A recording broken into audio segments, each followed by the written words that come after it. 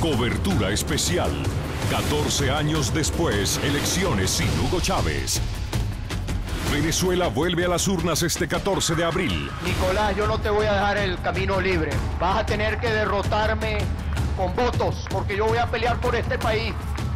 Cuésteme lo que me cueste. Están derrotados antes de empezar la propia campaña electoral, porque nuestro pueblo, el 14 de abril, día de resurrección, le va a dar al comandante Chávez la más grande de las victorias. Siga el desarrollo de estas elecciones con toda la información desde nuestro Centro Internacional de Noticias. La cobertura desde el lugar de los hechos con nuestros enviados especiales Idaña Chirinos y Juan Carlos Aguirre, junto a nuestro corresponsal permanente en Caracas, Carlos Sánchez. Espere todo el análisis y opinión de los más prestigiosos pensadores, académicos y periodistas desde nuestros estudios en Washington y Nueva York. NTN 24, coberturas especiales.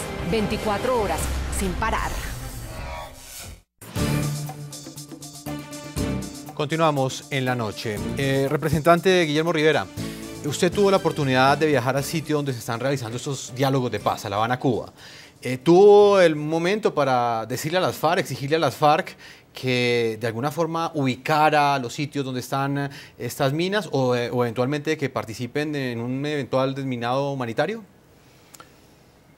Jefferson, nosotros fuimos a La Habana con una agenda muy precisa.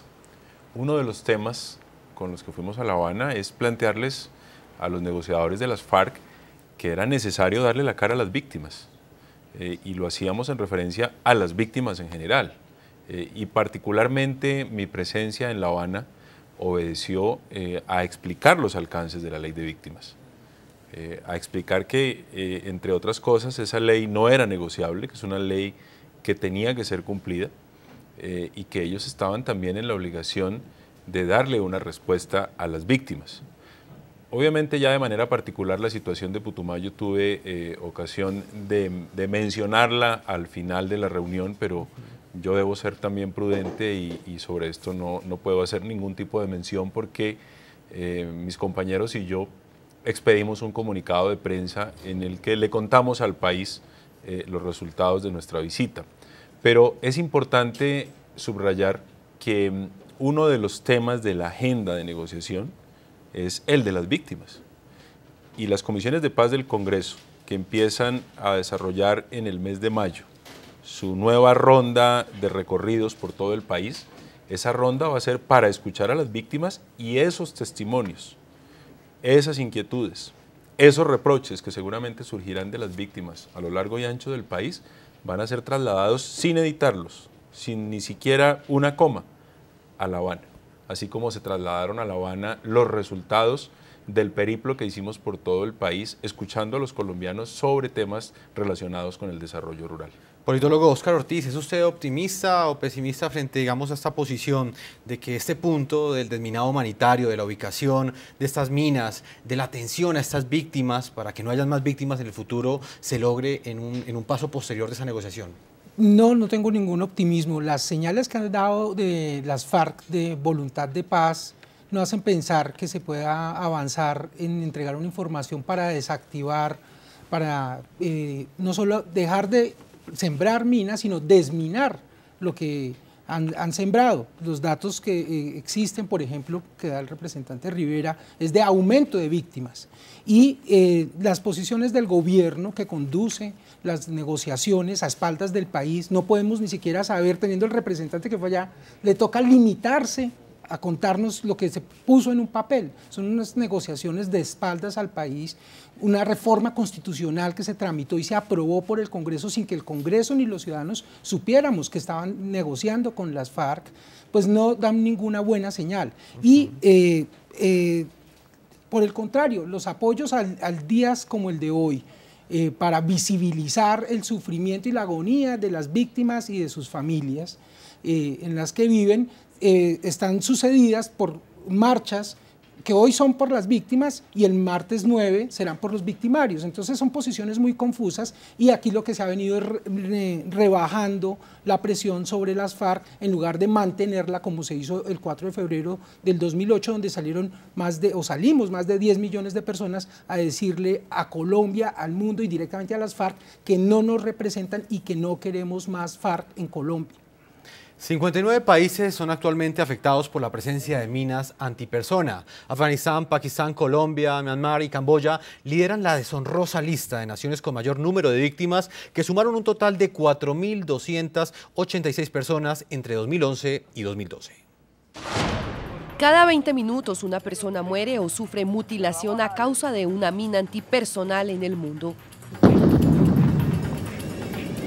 Según el más reciente informe del Monitor de Minas Terrestres, 4.286 personas fueron víctimas de este flagelo en el planeta entre 2011 y 2012.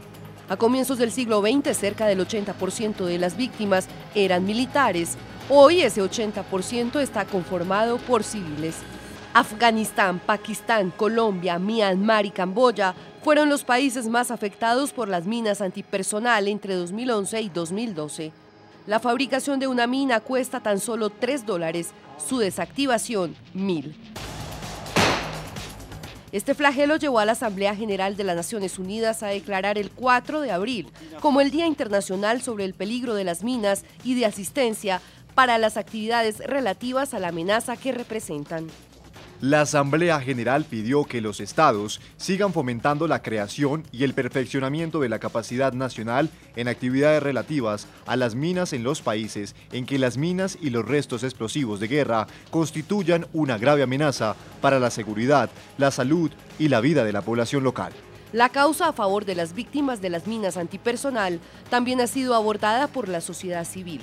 En Colombia, donde los afectados llegan a 10.253 personas, surgió la campaña Remángate o Lend Your Leg. Seguro vamos a poder mostrarles que en Colombia sí nos duele.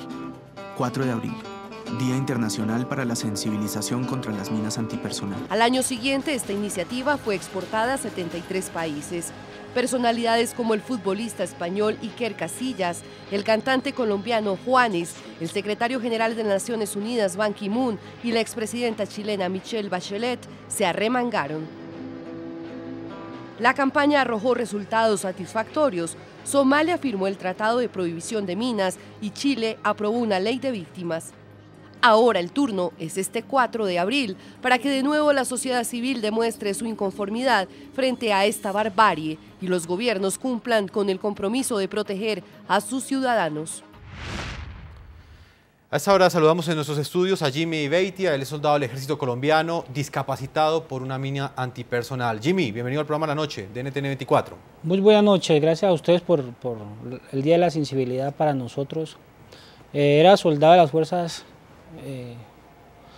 militares y en operaciones en Tame, Arauca, entramos a un campo minado donde fui sorprendido por una mina quebrapatas, de la cual todavía pues hago deporte en el área de discapacitados. Jimmy, ¿usted cuánto tiempo llevaba en el ejército en el momento en el que sufrió este accidente, este atentado? Llevaba 5 años, iba a cumplir 6 años de trabajo. ¿Es una amenaza constante para los soldados que están en terreno, que están en la selva, encontrarse en cualquier momento con una mina? Sí, eso es, o sea, pues entre nosotros los soldados tenemos temor a esa situación. Por ser sorprendido por esas minas. Jimmy, muchos televidentes que nos escuchan en América Latina quizás no entienden cuál es la actividad de un soldado en Colombia. Exactamente, ¿ustedes a qué se enfrentan en la selva de Colombia? A muchas cosas, pues. Los soldados están para proteger el país, para proteger al campesino, a muchas personas. Pero pues haciendo ese trabajo nos encontramos con la realidad de estas minas que nos dejan mal. Luego de haber sufrido este accidente, Jimmy, ¿se arrepiente usted de haber pertenecido al ejército, de haber tomado esa decisión? No, de ninguna manera. Antes orgulloso de pertenecer al glorioso ejército y contento porque pues ellos me ayudaron, no me han dejado solo, pues como de pronto el personal civil del campo, no, a toda hora pues pendiente, deporte y más deporte. Jimmy, ¿qué recuerda de ese día exactamente en el que pues prácticamente le cambió la vida porque se le partió en dos? Sí, cambió mi vida pues, pero pues tampoco para... te cuento que pensé que iba todo a ser, o sea, que se acababa mi vida ahí en ese momento, ¿no? De verme así mutilado. Pero no ha sido así, he tenido pues otras experiencias de vida mejores, he estudiado, he hecho muchas cosas. Antes de que usted sufriera este atentado o accidente, como lo queramos llamar, ¿estaba usted consciente del riesgo que corría diariamente al estar patrullando por la selva? Sí, claro, entrenados o sea, pues para pensar en todas esas situaciones. Jimmy, ¿ha sentido apoyo del resto de Colombia? Porque pues prácticamente usted pues allá no estaba defendiendo un interés individual, usted estaba prácticamente defendiendo un interés de un país y estaba portando un uniforme. ¿Ha sentido ese apoyo del país o se ha sentido solo en algún momento luego de esta tragedia? No, me he sentido bien apoyado pues por ver a Juanes, propaganda apoyando a todos los que han sido víctimas de las minas. He estado contento con esa situación. Jimmy, pues usted es un hombre pues, de pocas palabras, también no es fácil para usted pues, hablar en la medida en que pues, hace parte todavía de las fuerzas militares. Sí. Por eso, pues para finalizar, quisiera que le enviara pues, usted un mensaje a todos los colombianos y a todos nuestros televidentes en América Latina, que pues de pronto aún no entienden a qué es lo que se enfrentan los soldados colombianos que están enfrentando el terrorismo en las selvas de Colombia y que pues finalmente entregan, algunos de ellos la vida, otros su integridad personal, como lo hizo usted, por una causa. Pues le cuento que la gente no entiende el trabajo del soldado, ¿no? Pero pues damos la gracia al personal civil, al personal, al pueblo colombiano que nos hace recordar un día como hoy especial para los que han pisado minas, pues me refiero a los niños, a los adultos, a los ancianos, allá en el campo, a nosotros los soldados que hemos estado o somos mutilados también de esa demencia de estas personas. Demencia, Jimmy, como usted lo dice, le agradezco este tiempo que usted le ha concedido al programa La Noche y a todos nuestros televidentes en América Latina. Muchas gracias. Representante Rivera, ¿cree usted que el Estado colombiano, los colombianos, reconocen este esfuerzo que hacen estos muchachos? Porque finalmente muchos pensarían que mientras ellos están entregando la vida y están entregando su integridad personal, patrullando en las selvas de Colombia, pues por el otro lado también están viendo que ese gobierno que ellos representan están hablando con esos victimarios, están hablando de paz. ¿Cree usted que los colombianos, estos soldados, entienden ese mensaje? Pues no, Jefferson, yo más bien diría lo contrario.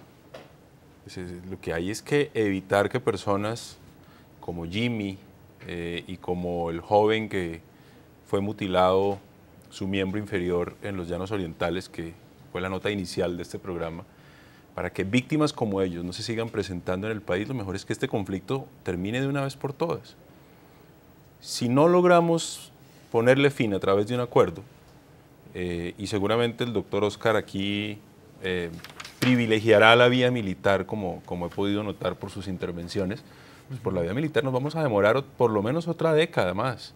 Y será otra década más seguramente de minas antipersonal, de artefactos que han sido disparados por cualquiera de los dos bandos y que no explotan y que un niño los puede tomar en la mano en el campo y explotarle en sus manos. Es decir, es esta realidad dramática la que está padeciendo Colombia, la que hay que terminar muy rápido.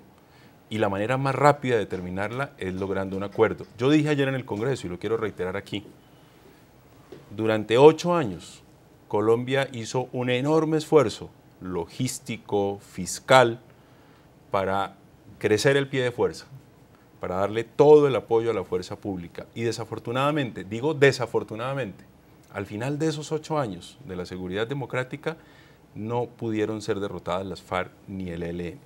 Entonces nos enfrentamos ahora a otros 8 años también de semejante esfuerzo para que las víctimas como las que han venido hoy aquí se sigan presentando en este país. Hombre, yo creo que lo más sensato, a pesar de lo difícil que es una negociación, de lo difícil que el país la entienda, entre otras cosas, lo más sensato para los colombianos, pero sobre todo para los colombianos que viven en regiones como las que yo represento, porque es que hay gente que desde aquí, desde Bogotá, desde un escritorio, que siempre además ha vivido en Bogotá, que nunca ha vivido en esas regiones de conflicto, que no le ha tocado padecer lo que le tocó padecer al soldado, entonces dicen, hombre, ¿cómo vamos a entregar el país? ¿Cómo vamos a hablar con esa gente? Es que hablan de espaldas al país, es que no le cuentan al país que... No, ¿cuál de espaldas? Lo que estamos es intentando, y digo estamos porque yo estoy respaldando al gobierno del presidente Santos, estamos es a través del diálogo, a través de la negociación, buscar un acuerdo para que esta realidad no vuelva a ser parte del paisaje en Colombia, es que se ha convertido en parte del paisaje. Esto es realmente dramático y yo tengo más autoridad que mi compañero de panel para hablar del conflicto. Bueno, porque vamos es que yo vengo de una región militar? en donde además presté servicio militar. Vamos a hacer una pausa además a presté comerciales servicio militar. y ya después de soy mensajes oficial de la vamos a darle la reserva. oportunidad al señor Óscar Ortiz para que refute esta idea que ha planteado nuestro congresista invitado hoy de Colombia, Guillermo Rivera. Pese a los diálogos de paz, las FARC continúan sembrando minas. ¿Cuál cree usted que debe ser la acción del gobierno frente a estas violaciones a los derechos humanos? Esas son las respuestas que nos llegan a través de Twitter. Tenemos Alexander, dice que la firma inmediata de la paz, no más minas, no más FARC, no más colombianos víctimas de la guerra. Alejandro Vanegas nos escribe hasta ahora, pedir el retiro en totalidad de las minas, que así como ellos exigen cosas, que el gobierno también lo haga. María José Pinzón dice cancelar los diálogos y empezar a demostrar que el control no lo tienen ellos, pero con esta debilidad del gobierno lo ve difícil nuestra tuitera a esta hora. Vamos a una pausa comerciales a la parte final. Ya regresamos con este debate que estamos haciendo a propósito de Colombia, el país más afectado de América Latina y uno de los más afectados del mundo por las minas antipersona. Ya regresamos.